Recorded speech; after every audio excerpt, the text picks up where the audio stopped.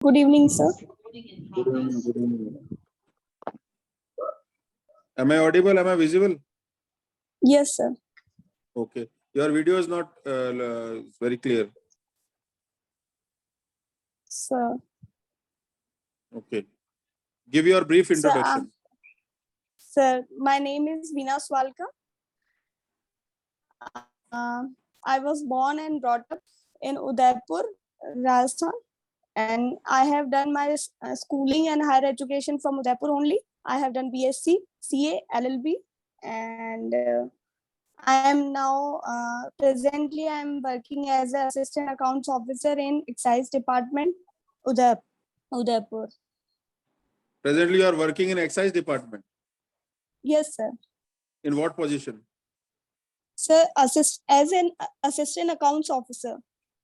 Assistant account officer. Okay.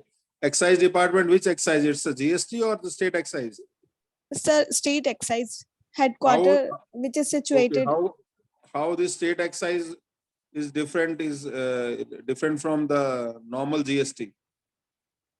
So state excise is only cover for excisable goods which are given in State Excise Act 1950, which is more far related to liquor only, liquor or bhang. So largely your work is confined to the taxes on the liquor. Yes, in sir. Hindi, which is called Abkari. Yes, sir. So you must have been selected in Rajasthan Administrative Services in subordinate level. Yes, sir. Okay. In which language you feel yourself comfortable in answering? Hindi or English? Sir, Hindi, I am more comfortable. You are Yes, more sir. comfortable in Hindi. Okay. तो Yes, sir. Udaipur जो है आपका गृह जिला है. उदयपुर के कंटिग्युअस कौन कौन से डिस्ट्रिक्ट्स हैं? सर चित्तौड़गढ़, राजसमंद और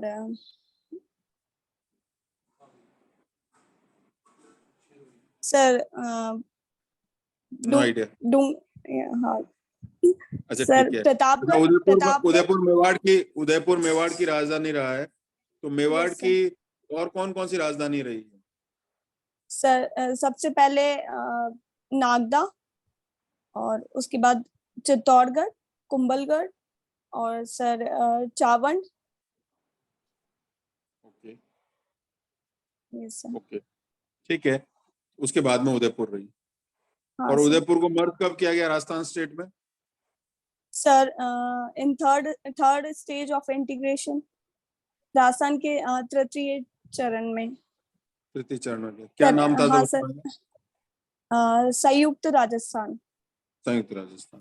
सर 18 अप्रैल 1948. उस समय कौन थे रूलर? सर उस समय सर महाराणा भोपाल सिंह जी. हल्दी घाटी का बैटल कब हुआ था? सर 18 जून 1976. सॉरी 1576 सॉरी 1576 में. ओके. Yes, तो वो जो 1576 में जो बैटल ऑफ हल्दी घाटी हुआ है उसके 3 और Yes. नाम है apart from battle of Haldi Ghati. Yes sir. Sir Mewar का थर्मोपल्ली. मेवाड़ का थर्मोपल्ली तो is epithet which was used by colonel Tod. जो एपिथेट है. Okay sir. अबुल फजल ने क्या बोला है? सर बदलनी ने क्या बोला है? खमनोर का युद्ध सर. ओके, एक खमनोर का. और सर गोगुंदा का युद्ध सर. Yes sir. एक है battle of Rati Talai. Yes sir. Battle of Rati Talai. कौन कौन से 2 पार्ट आपस में लड़ रहे थे? सर अकबर की तरफ से मानसिंह ने युद्ध किया था और महाराणा प्रताप की तरफ से हकीम का सूरी ने मतलब युद्ध का जो स्टार्टिंग उन्होंने करी थी. ओके. आज का न्यूज़पेपर पढ़ा आपने? Yes sir. ओके. तो एक इम्पोर्टेंट न्यूज थी कि Al Zawahiri was killed in drone attack by US. Yes sir. कौन है अल जवाहिरी? अल जवाहिरी कौन है? सर अल कायदा का जो प्रमुख था वो अल जवाहिरी, जो ओसामा बिन लादेन के बाद जो प्रमुख बना था. वो सर काबुल में उसके घर पे ही उसको मारा गया ड्रोन से। उसको मारा गया। तो जब 9/11 का अटैक हुआ था उस समय यूएस के प्रेसिडेंट कौन था? सर सर ये तो अभी रिकॉल नहीं हो रहा। अच्छा, आपको आइडिया नहीं है, ठीक है। अच्छा, यस अलकायदा जो है वो टेररिस्ट आउटफिट है, यस सर। टेररिस्ट आउटफिट है, तो उसको नेगेटिव लिस्ट में कौन से ईयर में लिया गया? Sir I have no idea about that. ठीक है। कॉन्स्टिट्यूशन पे सवाल पूछे आपसे? Yes sir. कौन से पार्ट से पूछे? सर वैसे सबका फेवरेट फंडामेंटल राइट्स ही होता है, बट आप चाहें तो अच्छा, किसी भी फंडामेंटल राइट्स पार्ट पूछ से लेते हैं पूछ आपसे। सकते हैं। Yes sir. Doctrine of favourability and doctrine of eclipse. Yes sir.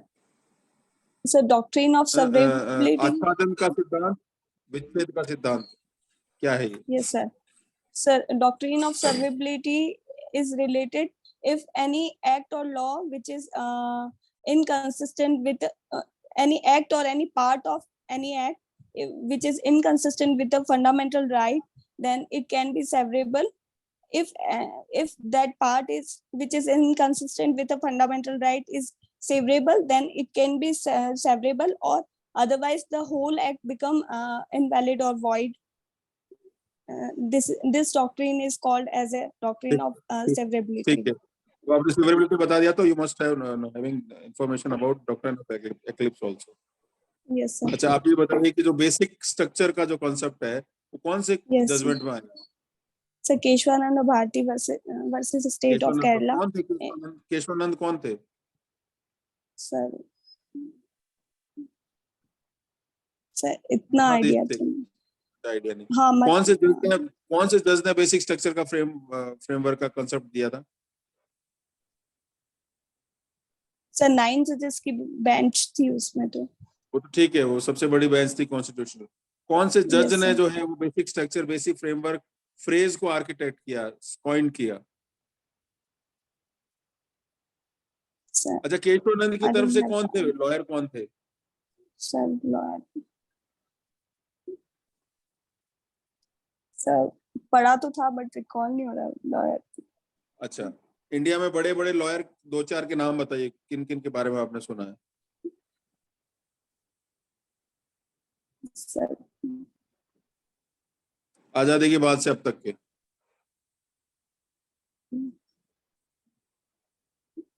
Sir कोई आइडिया नहीं?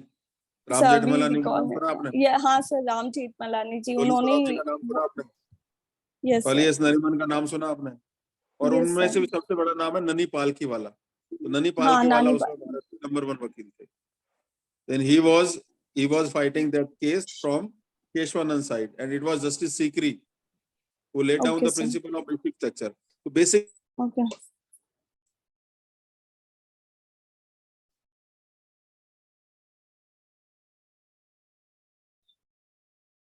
सर।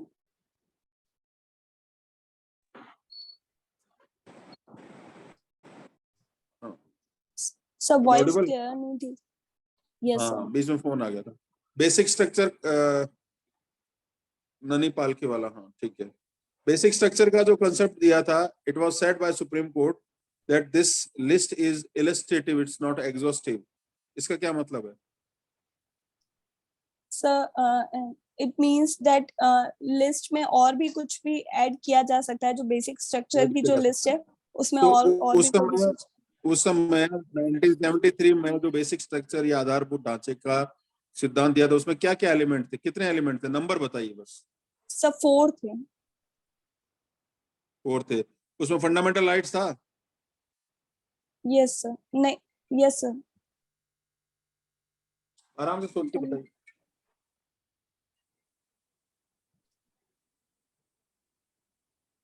अच्छा, कोई बात नहीं। अभी रिसेंटली गवर्नमेंट विचार कर रही है कि महिलाओं के विवाह की एज जो है वो बढ़ा के 18 ईयर से बढ़ा के 1 ईयर्स कर दिया जाए।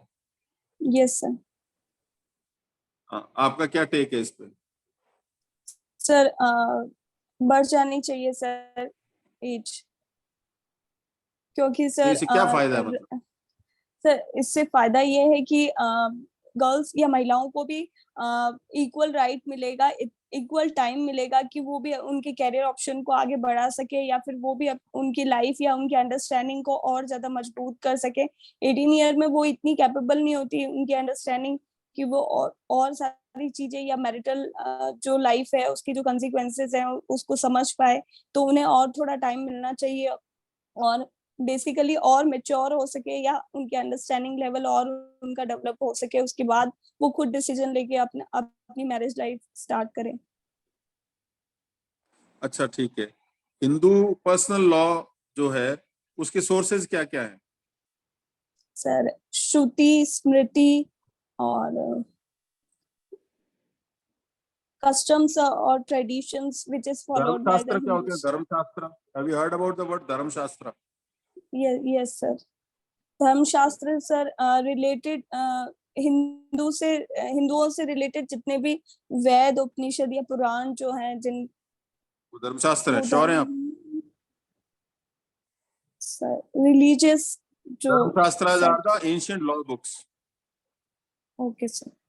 सबसे पुरानी कानून की किताब है। मनु का है, नारद का है, बृहस्पति का, पाराशर का, याज्ञवल्क्य का। तो उसपे दो किताबें, okay one is sir. Mitakshara, another is दाय भाग। Yes sir. सुना है नाम आपने? Yes sir. मिताक्षरा किसने लिखा है? सर लिखा किसने है, ये तो सर, ये तो आइडिया नहीं। विज्ञानेश्वर ने। और दाय भाग किसने लिखा है? नहीं सर, इसका जिगमुत सोर्स का तो वार्ले। आइडिया नहीं। तो दोनों दोनों उत्तराधिकार के बारे में एक दूसरे से अलग हैं, कैसे बताते हैं? सर एक तो सर ब्लड रिलेशन जो मिताक्षरा है वो तो ब्लड रिलेशन बेस्ड सक्सेशन को फॉलो करता है, और दूसरा रिलीजियस बेस्ड सक्सेशन नहीं, को फॉलो नहीं। करता है। आप ये बताइए कि कौन सा कहता है कि पिता जीवित रहते अपने संपत्ति का बंटवारा कर सकता है, और कौन ये कहता है मृत्यु के बाद बंटवारा कर सकता है? सर पिता जीवित रहते हुए कर सकता है, ये मिताक्षरा कहता है, और दयाभागा में ये है कि मृत्यु के बाद ही उसकी इनहेरिटेंस। ठीक है। तो Veena, your interview from my side is over. आपका ओके सर। नॉलेज बेस बहुत अच्छा है, बट आपका कॉन्फिडेंस बहुत लो है। Okay sir. You are visibly you are nervous, तो you have to overcome that. Okay. इसका एक ही तरीका है, आप प्रैक्टिस करो।